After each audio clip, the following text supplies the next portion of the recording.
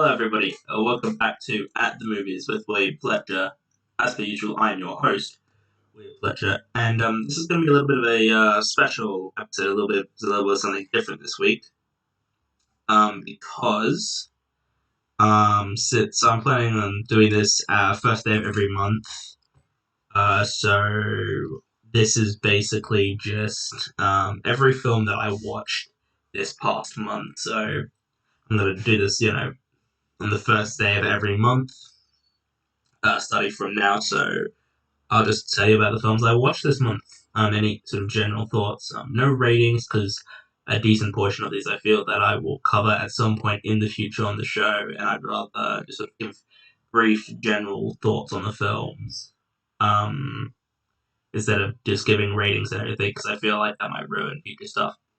So I have currently watched, I think about 16 films this month, which is not as many as I would have liked, but stuff gets in the way. So I just start from the beginning, and yeah. So the first film I watched this month was Jojo Rabbit, which I covered on the podcast recently, a couple, and yeah, it's fine. I'm just sort of don't feel like I need to reiterate my points on the film. I think it is fine. 7 out of 10. I think Taika Waititi is capable of better, and I've seen better work from him. It's fine. The acting is not really that remarkable. It's nothing outstanding. It's sort of one of the more overrated films, in my personal opinion, that's come out within the last few years. Which is disappointing, but it is fine. So then the second film I watched this month was Behind the Curve, a documentary on the Flat Earther movement and sort of how it has become more prevalent and more of a thing that people are on about. I started watching it a little while ago and I finished it. I think it's a fine documentary. I'm not a big fan of documentaries. I don't watch a lot of them. I think some of them can be.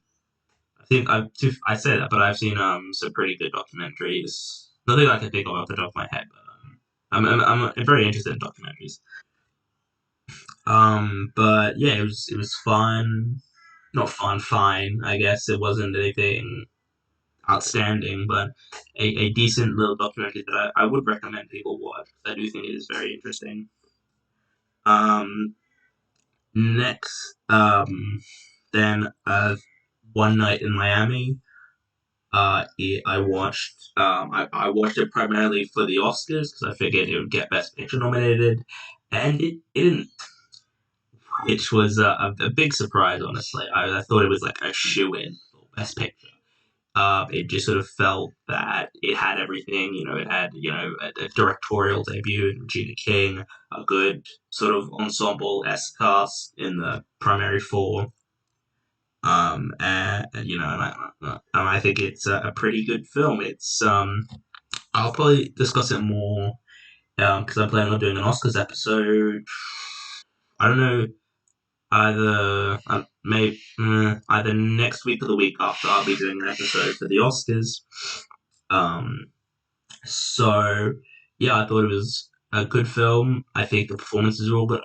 In particular, I think Kingsley Benadir gave the best performance of the film. Everyone's talking about Leslie Odom Jr., who is good, and he does give a good performance, but I thought Kingsley Benadir really brought a lot to that role, and he was the standout for me.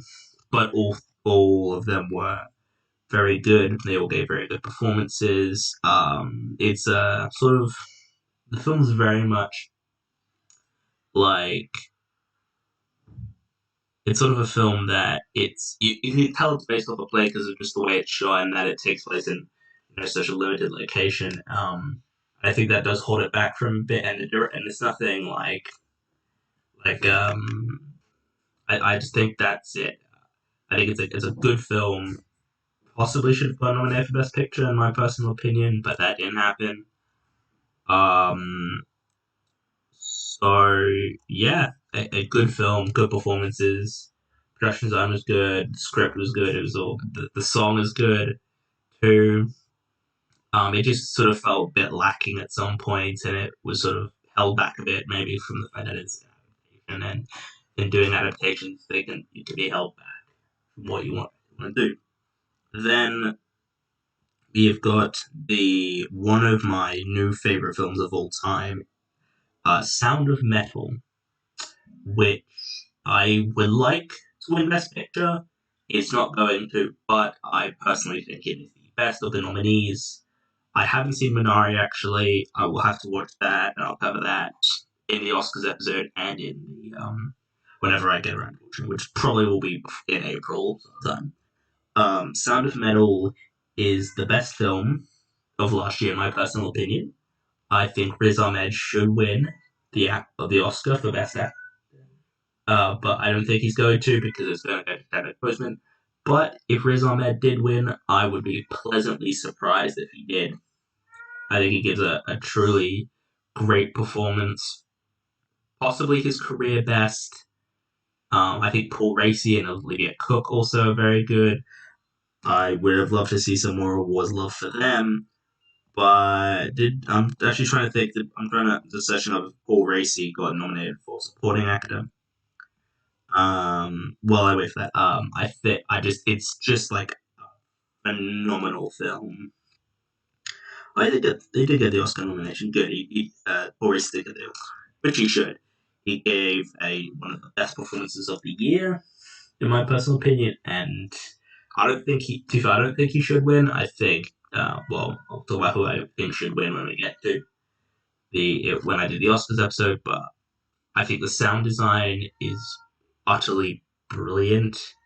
It just is really, really good, and it works a lot. The it just like it all works. The sound design, the editing, the sort of the development and the continuation of the story just works so well. And it's my favorite film of last year. And I'll talk more about it in the Oscars episode because it did get nominated for Best Picture, which I was pleasantly surprised about.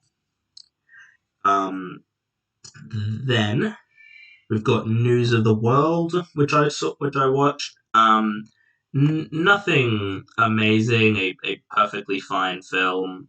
Tom Hanks is perfectly fine in it. He's not doing anything amazing. Helena Zengel is also fine. It's not a like amazing film, but it is all right. I think the production, costume design is all good. The I think the score it's got a decent score to it. And I just think it is fine. It is the most sort of fine film there is. And it is fine. I'm going through this quickly because this is more just sort of an update on what I watched in this month, and it's rather, I don't, it's just sort of. Then Cherry was the next film I saw, Apple TV Plus, Tom Holland. This film is not that great. Tom Holland gives a very good performance in it. I think the cinematography is very interesting and unique and very nice at some points. Like the Russo brothers are doing, they do a fine job at directing. The film it's very strange. The sort of way it goes and the structure behind the whole thing is incredibly odd. And I think the idea of it works really well. I think the whole sort of idea of this military war veteran, sort of, because that is that is what Tom Holland plays. He plays it. This is sort of based off a real guy, and so he plays this character. So he plays this character who is basically this real guy who went to war, then he became like drugs and everything. And I think that this film had a lot more potential. And I just didn't remember hearing about it and being like, oh, that's interesting. And Tom Holland's, doing sort of a serious role. And he's doing that thing that a lot of actors sometimes fail to do, sort of, they don't get typecast like Tom Holland right now. But it is doing a lot of unique roles. He's doing a lot of very, he's got Chaos Walking, which came out recently, which I haven't seen, and I'm not particularly interested in seeing. He's got Uncharted, which I'm incredibly worried about because I think Tom Holland is very bad at choosing scripts. Like, he's just not good at choosing scripts because I remember Cherry, he said it was like the best script he'd ever read. And it's like, well, this is not good then. Because it isn't not a good film. it's very much like a massive disappointment. So I expect better from the Russos and from Tom Holland. I truly do. So I was rather disappointed by the finished product. Then, making up for that, because I saw this later that same day, Judas and the Black Messiah is one of the best films of the year and is going to be in my top 10 of the year. It is a fantastic, fantastic film. Keith Stanfield gives a very good performance, and Daniel Kaluuya deserves to win the Oscar for this performance. I think he is truly spectacular in it, and this film has really sold me with Daniel Kaluuya. Like, I've always thought he's a good actor, but he's sort of like jumped up in my estimation and my opinion of like how great of an actor he is, and the film truly shows the sort of the difficulties, I guess, of people's of the sort of troubles and that black people have had to face, and standing up for themselves and not saying no. Well, no, I'm not going to let you do this. And I think it really shows that. Dominique Fishback also gives a very good performance in it. She honestly should have gotten some more awards love because she's really good. And I have very little knowledge, or had very little knowledge in the whole situation of the Black Panther Party, but this film very easily explained it, and I think that's the mark of like a good film, a good writing and directing of a film of something you don't know anything about, and yet they and yet you understand it. Like it's a film that you don't need to have a great knowledge and history of the Black Panther Party to enjoy the film, and I think that is what works really with it really well. I sort of think some of the score though doesn't work too well for me. It feels a bit disjointed and a bit like I'm not sure about that. But other than that, it is fantastic, and I will talk more about this in the Oscars episode because again, best picture nomination. So I will talk about it more then. Then one of the like classics of film that I had somehow never seen that it took me this long to see. One flew over the cuckoo's nest. Now I was sick a couple of weeks ago, and I like had to take a COVID test, and I couldn't leave my house. So one morning I put on One Flew Over the Cuckoo's Nest, and it is a phenomenal film, like a truly phenomenal piece of work. Jack Nicholson gives a fantastic performance, continuing to prove that he is one of my favorite actors of all time, just giving great performances in this. I think the whole cast is good. Danny DeVito is really good. Christopher Lloyd is really good.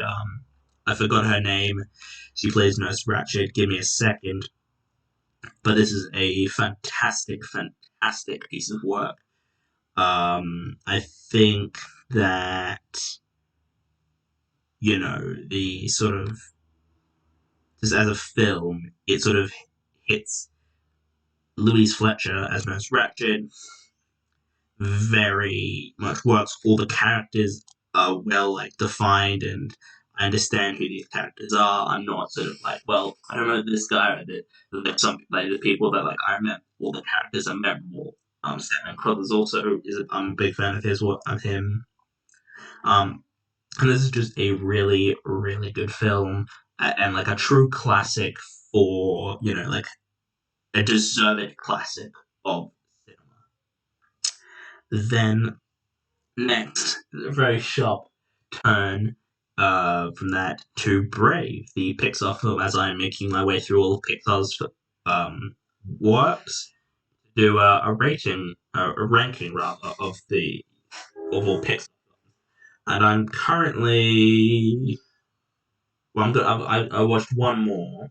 So I'm doing this in chronological order of release.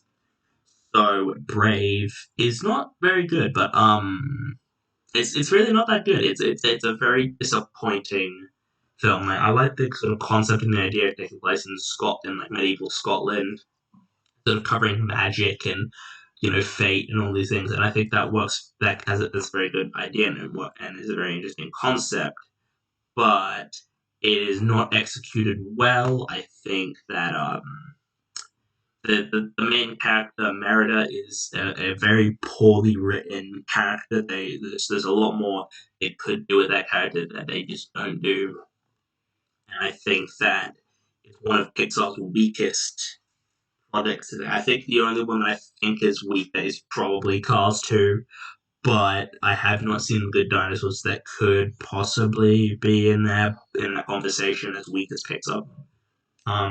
But I just was not a big fan of Brave. It really doesn't work for me. So then after that, I watched Ed Wood, which is a film I've been interested in seeing for a long time. I'm a big fan of Tim Burton, a big fan of Johnny Depp, and Ed Wood was a film that I was very interested in seeing, and it was absolutely fantastic. Um, this is probably Tim Burton's best work, just in general. Like, I honestly think this is better than Nightmare Before Christmas, which is kind of a big thing because Nightmare Before Christmas is like, everybody loves Nightmare Before Christmas because he doesn't. I'm a big fan of Nightmare Before Christmas too, but I think Ed Wood, I think Johnny Depp gives a really good performance in it. Honestly, should have got an Oscar nominated for this performance because I think he should have because he is really really good in it. Martin Landau as Bela Lugosi is a fantastic. Is also really all the performances are fantastic, and just sort of interesting to watch the career and the history of this guy who just continuously made called the worst filmmaker ever, and yet a film has been made about him because he's such a big name and he's just an interesting fellow to look at. And I would love to do an episode on this in the future because I think this is a very, very good film. Then I rewatched Monsters University. That's part of my Pixar rewatch, and it's fine. I think the problem with Pixar prequels, where they do, is they feel the need to have to connect it and reference, like, hey, you know that thing in Monsters Inc. Yeah, look, here it is again. It's like I would rather if they just sort of continued. They just sort of made it into its own story because Monsters Inc. is much better.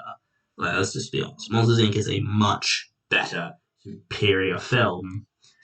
This is it, Monsters University is fine though. It's not nothing spectacular, but it is a perfectly fine Pixar work.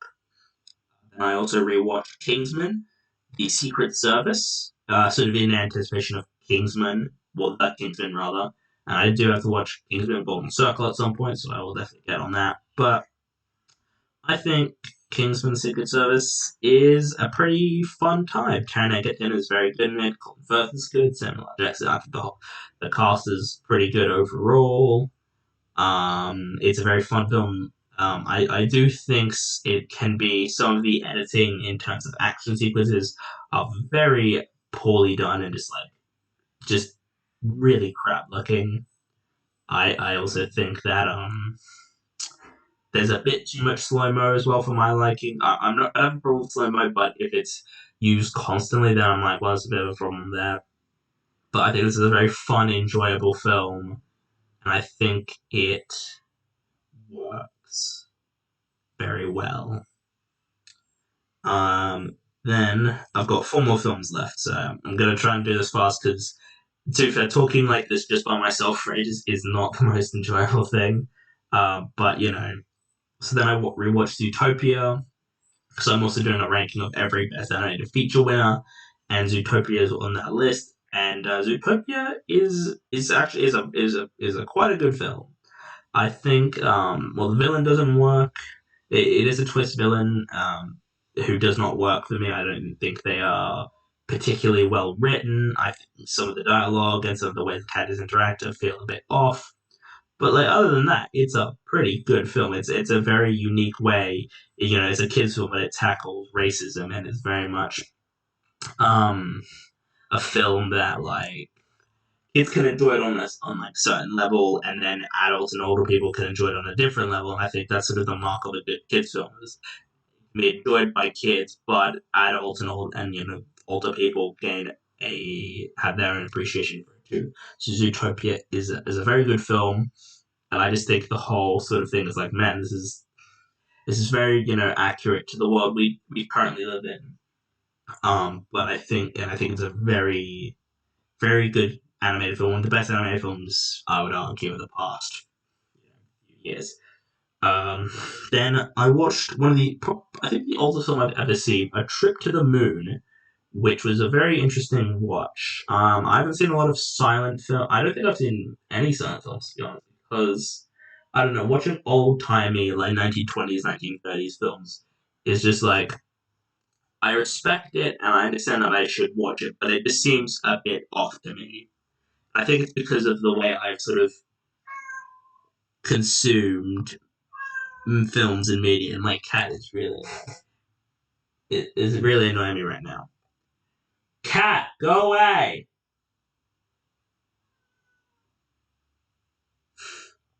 So, that might have been on the recording. Oh, God.